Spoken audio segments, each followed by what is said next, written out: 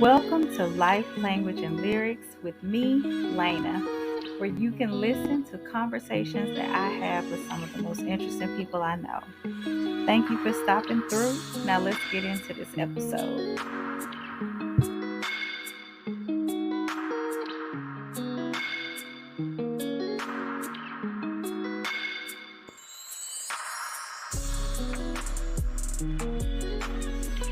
Hello, and welcome to another episode of Life, Language, and Lyrics with Laina. And I'm so excited today because I am joined by Mr. Dakota Grady. Thank you for coming today. Thanks for your time, Laina, and thank you for having me on your platform. Yeah, I'm so glad that you were able to be here today. So let me just tell y'all a little bit about Dakota. Dakota is helping you crush your debt so that you can run to your money, have more cash, and create memorable experiences using his 4M method. Dakota is also a money coach, a self-published author, #1 Amazon bestseller, a speaker, a podcast host. His podcast is called Your Money Hour.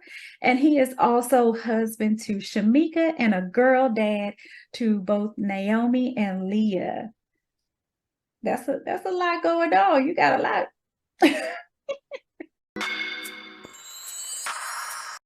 Now, tell us, I've mentioned a lot of the things that you do already, but tell us a little more about what you do in the area of finance. So basically, like, I help people to run their money by helping them get on the plan, because people may know how to make money, but may not know how to manage their money, right? So help them to run their money, so their money running them, get a raise by working less hours, because if they don't have any debt, they have more money, right? Mm-hmm. And when they have more money, they can use that same money to create experiences with their family by traveling and doing whatever they want to do. And I do all this through helping them to get out of debt, because debt is a weight and it's crushing their dreams and goals. So if people don't have any debt, they can run the money, have more money, and create more experiences. That's simple. That sounds like the life goals of a lot of people. Yeah. So, and you are actually an accountant, right? By trade. So I do accounting and taxes as well. So okay. Yeah, I'm an accounting professional. Okay. So I do accounting and taxes mainly for practitioners who own their own practice. And I also do accounting or taxes for individuals as well, so businesses. So I help people with money and business in a nutshell. Okay, that sounds great. And so in another round, you also shared with me that you have experienced disfluency or stuttering through your lifetime. Can you talk a little bit about that? Like maybe when did you first recognize that you stuttered? Well, this was when I was a child. I stuttered because I guess I had a speech impediment. I had tubes in my ears back in the day. And so at one point, I guess I couldn't hear because the fluid was on my ears. And I guess I couldn't talk. But when they removed the fluid from my ears, basically, I was able to hear and be able to become talk. But I started as well. So when I was in school, I took speech class. And even now, I slur my words, but I have to be intentional about enunciating a lot because I am from the South, of course. But for me, I want to get better with speaking, because if you can't communicate clearly to people, you may as well not even talk. People need to understand what you're saying and basically just understand what you're saying and hear the message that you're kind of trying to convey. And if they can't, they'll shut you out. Okay, very good. And it seems like, you overcame and you're doing really great now because you're hosting podcasts and all kind of speaking events, right? Well, honestly, I took Toastmasters as well. Have you heard of it before? Yep. Yeah. So for those who haven't heard of Toastmasters, it's an organization helping people to learn to do presentations and also to be leaders. But when I was in college for my second time, I've been to college 3 times. We focused on oral communication. So I knew that, we had to do presentations, which helped me start my journey from being shy, because I was the shy guy growing up, of course, and stuttering too. But doing presentation in front of people helped me to come out of my shell. But when I finished school, I got to the workforce, and I was traveling as an auditor. And my supervisor or my manager recommended going to Toastmasters. And at that point, I worked on my skills, honed my speaking ability, and started speaking. So here I am. Now you can't tell I'm not shy, but back in the day, I was a shy stutterer. Yeah. And so I'm guessing the Toastmasters, because once you kind of put yourself out there more, you become more comfortable with speaking. That's pretty cool. And as a speech language pathologist, I love to hear that story. I do. Okay. Thank you. And thank you for sharing that as well. You're welcome. Yeah, I don't share it much, but I mean, that's a part of my story. I should share, but I really don't. But because you're expert in that field, you asking the question, here you go. Well, I appreciate it.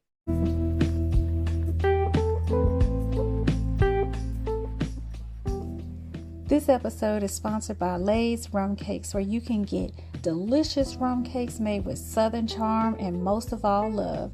Visit me at laysrumcakes.com or in person every fourth Saturday at the Jericho Market in DC, where you can try all 6 flavors and even my Crown Peach Cobbler. Check me out.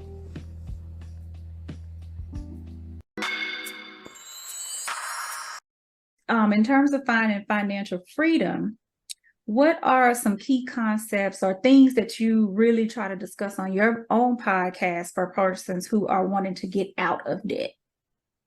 So one thing I like to discuss about personal finances is having like a mindset, because you're a brain injury expert, right?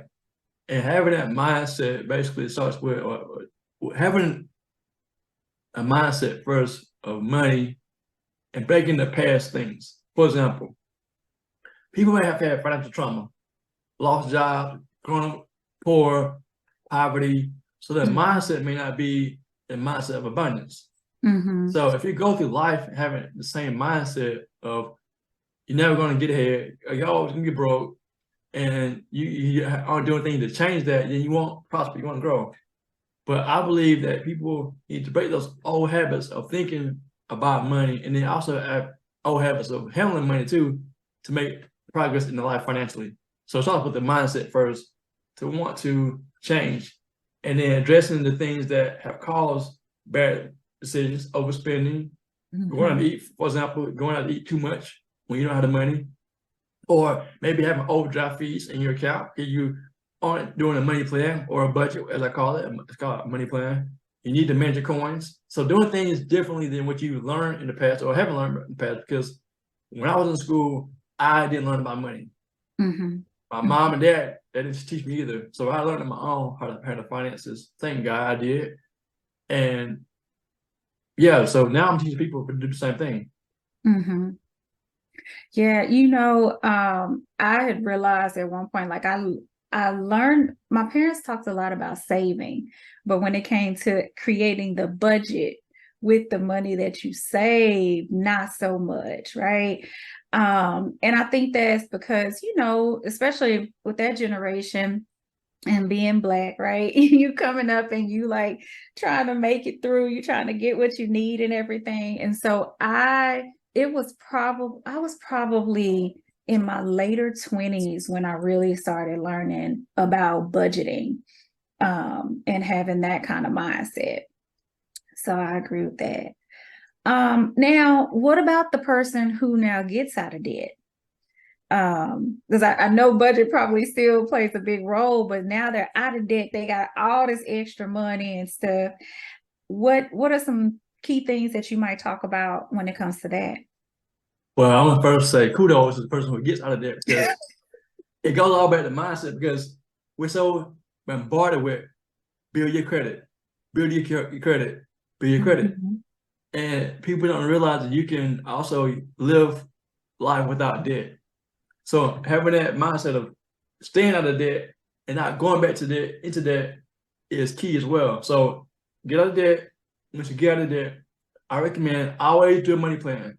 you will never outgrow the need to do a budget. A guy told me one time, he said, I'm debt free. I don't need to do a budget. And wrong answer, brother. You always need to know where your money's going every month, no matter how much money you're making, whether low wages or high wages. Know where your coins are going, y'all. And then once you measure your finances, I recommend if you're out of debt, start investing your money, at least 10 to 15% in retirement, whether it be a traditional IRA, a Roth IRA, or also start a business. Multiple streams of income is important, y'all. Get you a business, side hustle, whatever. If you're not entrepreneur, I guess the word is material, at least have something on the side that you can have additional streams of income in case your job goes away or you get fired, laid off. Have something in the background working for you so you can leave wealth for your family.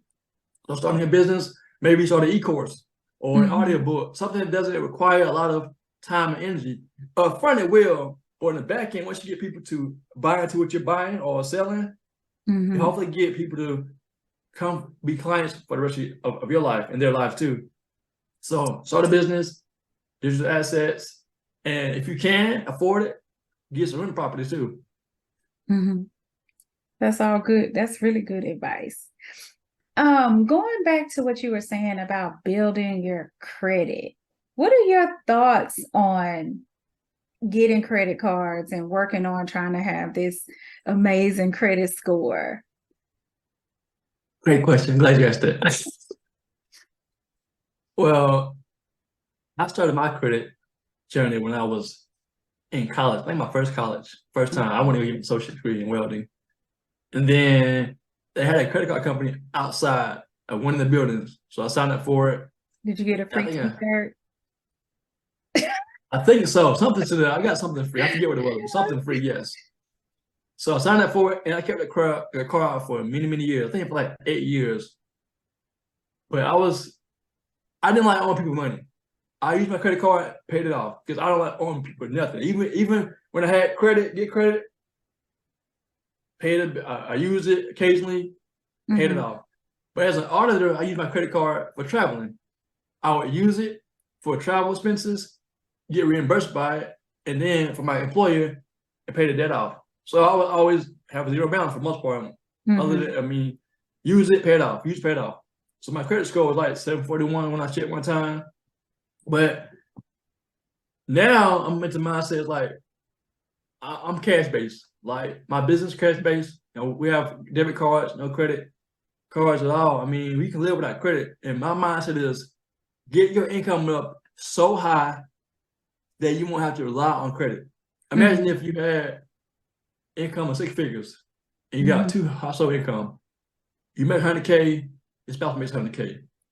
Live on one income and save the other one. Imagine if you could save 200K in 2 years and pay cash for a house.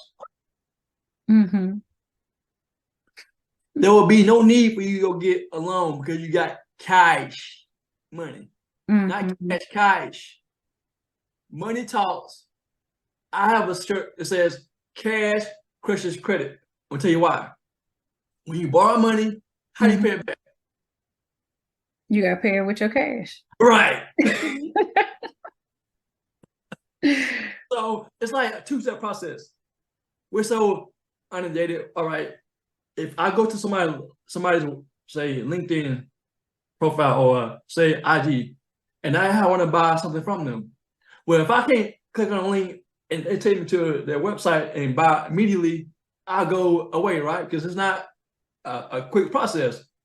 But if I got a one-step process, click the link, and I get my purchase right away, I will buy more likely, right? Well, same thing with cash and credit.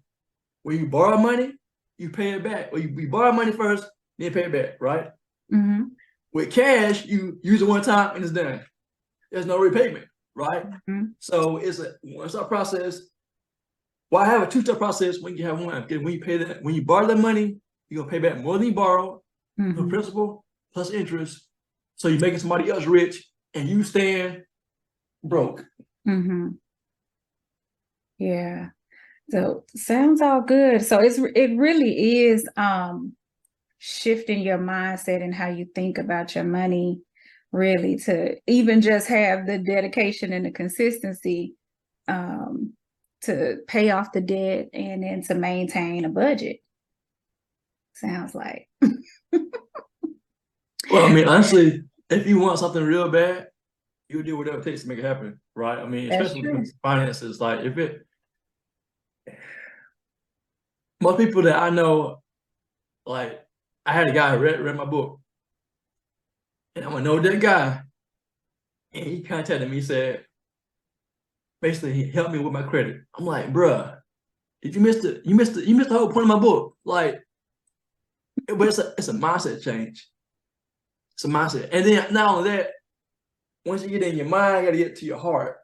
When the heart changes, it's like, ooh, I'm not going back into debt at all. Mm-hmm. I'll use debt for one thing, that's a house, and that's it. Other than that, cash. Mm-hmm. Yeah. Wow. And I think one of the key things too is that it's not something that really comes natural. So following people like you on the social medias and things like that can be really helpful, because I know if nobody told me, I probably wouldn't have figured it out. This is good, Dakota. So I guess one more thing about the finances, if you were going to give like a final statement of advice to get people to come and check out your YouTube page or your book, what would you say to them? Well, if you're struggling financially and you're tired of living check to check, worrying, having anxiety, putting on the front on social media like everything's all good, I want to encourage you to say, I need help. Be authentic, be real with yourself.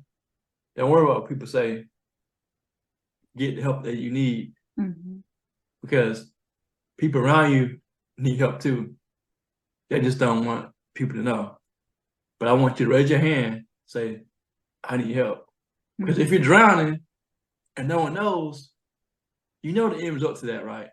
So you need help, get the help that you need. Don't be arrogant, don't be prideful, get help. That's good. That's good. Now, I'm gonna also bring it back to talking about the communication aspect, because when it comes within my profession, a lot of times when we work with people who do stutter or have a fluency disorder, a lot of times it is more so of the emotional aspect of being embarrassed and things like that. And so what would you say to someone who speaks with a stutter and wants to overcome it as well? Me, occasionally I stutter, and why I stutter is because I talk too fast. I want to encourage you to slow down. Talking to myself too, because I get excited and I'm like, whoa, I start speaking fast because I'm so energized. But just slow it down. Think about what you're going to say. Keep it at it. Very good. Very good. We are at the last part where we get to talk a little bit about music. So I wanted to know from you, what is a song, or even if it's just like a lyric from the song, that makes you think of getting money or being in a good place with money? Great question. I would say the song "Money" by the OJs. Money, money, money, money. Money. That's kind of what I was thinking when I was writing the question. Right. Just keep saying it over and over, and it's gonna come to you. That's pretty good. Okay, so what about a song that best represents you when you are in a good place? I would say the song "No Excuses" by NF. I don't want to make any excuses like at all. I want to get. When I pass away, I don't want to have any regrets. Oh, I like that. I like that a lot. I was going to ask you why you chose that, but you told me already. Okay. And then what about a song that, like, if it's been a long day, a little stressful, and you just need to like relax, what you turning on? I turn on smooth jazz. My favorite Mm, artist is Gerald Albright. That dude right hmm. there, man. I love the music. Yeah. Very good. Very good. And who did you come up listening to? Because I know you're in South Carolina, right? I am. Yeah. So before start following Christ, I listen to Biggie Smalls, Tupac, Okay. Jay-Z, Missy Elliott, who else? 112, Hmm. SWV. So yeah, just Okay. Very 90s. I yeah, like nah, it. nah, I'm with yeah. it. I'm with it. And then what about now? Now I'm rocking some again, Gerald Albright. I love Lecrae or Reach Records. I love those guys there. Hmm. Who else? I love Elevation Worship.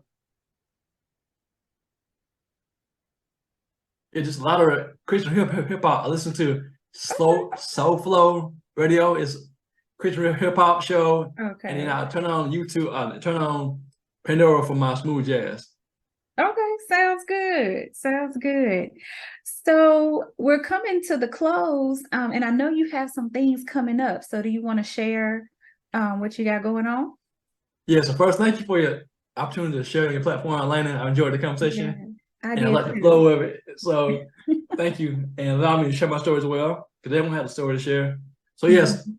I have an event called Financial Freedom Fest here in Greenville, South Carolina, on Saturday, September 23rd. If you aren't in the South, you know, been to the South, I want to invite you to come down to Greenville, South Carolina, check out the scenery. Gonna be at the Hilton Garden Inn. Good location. It's in a busy area of town, but hey, where the entertainment is and the food and the shopping, people are there. That's simple. But come down, make it an event. I'm gonna teach you about transforming your finances. First, I want your mindset and give you my four-step method about money. So the story about me, my mom and dad had 7 kids. We grew up struggling with welfare. Again, my parents are teaching me about money. I wanted to do better with my finances, so I learned on my own basically, and I teach people how to do that. Wrote 2 books, and one is a bestseller right here. I have an audiobook podcast as well, the Your Money Out podcast, and I just want to help people with personal finances, specifically African Americans, because we made $1.6 trillion with a T, and we have low wages. I think 43% of blacks made 30K or less. Mhm. So we don't know how to manage our coins. We don't really own homes compared to our counterparts. I think we own like 43% of blacks own homes compared to 74% of whites. And we don't really own businesses. You go around places, man, you see people who own businesses in our neighborhoods, our communities. They don't look like us. We give all our money away and we broke. Mhm. I want to change that trajectory for our people. I love everybody, but my mission, my passion, my God-given talent is to help African American people handle money God's way so they won't be broke and struggling. It's time for a change, y'all. But it's also about mindsets and our willingness to do something different. So, Laina, thank you for your time. And people can find out about the event on eventbrite.com. Get tickets today. It's very reasonable. It's less than a pair of Jordans. It's less than that Coach bag. And it's less than those red bottoms. So get your ticket today. Make it a trip down to Greenville, South Carolina. Financial Freedom Fest. Come pull up. Hope to see you there. Thank you, Dakota. You're welcome. I hope that you enjoyed Dakota's story of finding fluency and his passion for helping others find their way to financial freedom. That's a topic that a lot of us are really interested in, so I hope you took away some nuggets and move forward on your own journey as well. Until the next time.